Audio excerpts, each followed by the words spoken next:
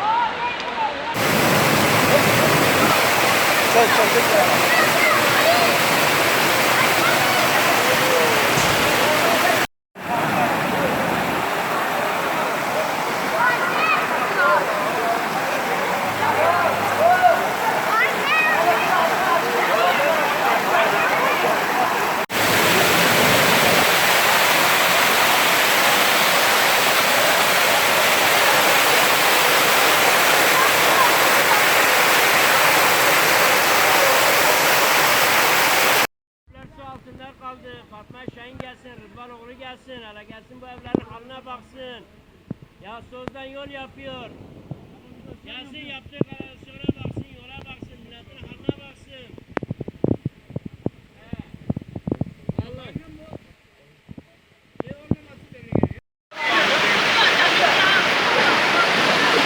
Hayır.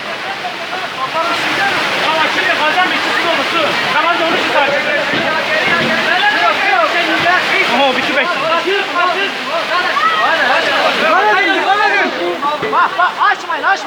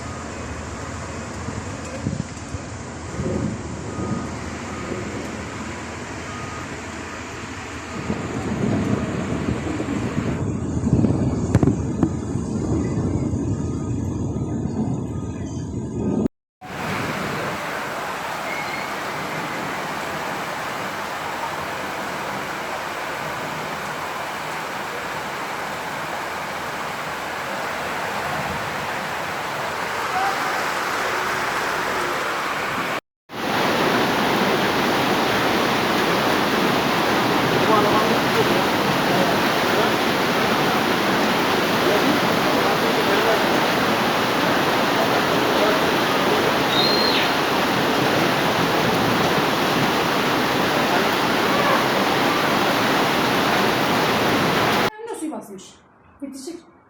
Evleri bütün yaş.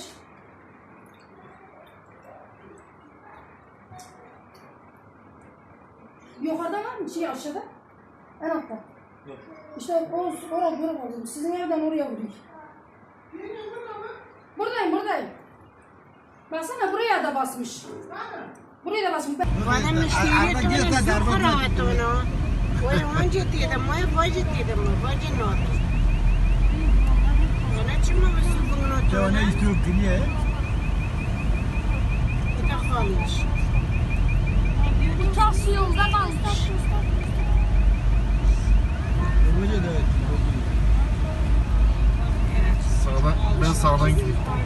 Ben sağdan gideyim burada derim.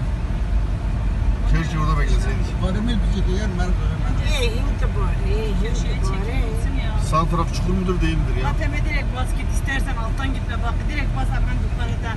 Gider oradan bozuluklar sonra gelirsin. Bu sağ taraf nasıldır acaba? Daha mı derin? Altı karabalıktır valla. Sağ taraf daha mı derin ya? Bak yani şu yola bak karşıya.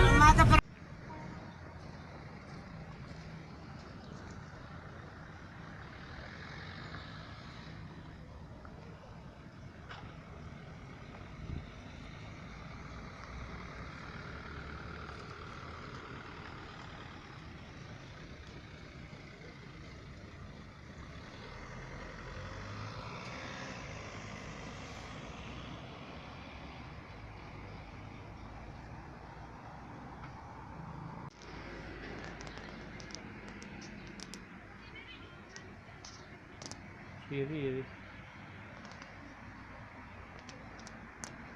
Bak öyle çık.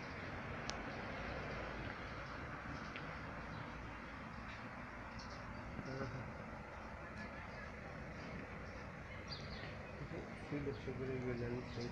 Arkadaşlar.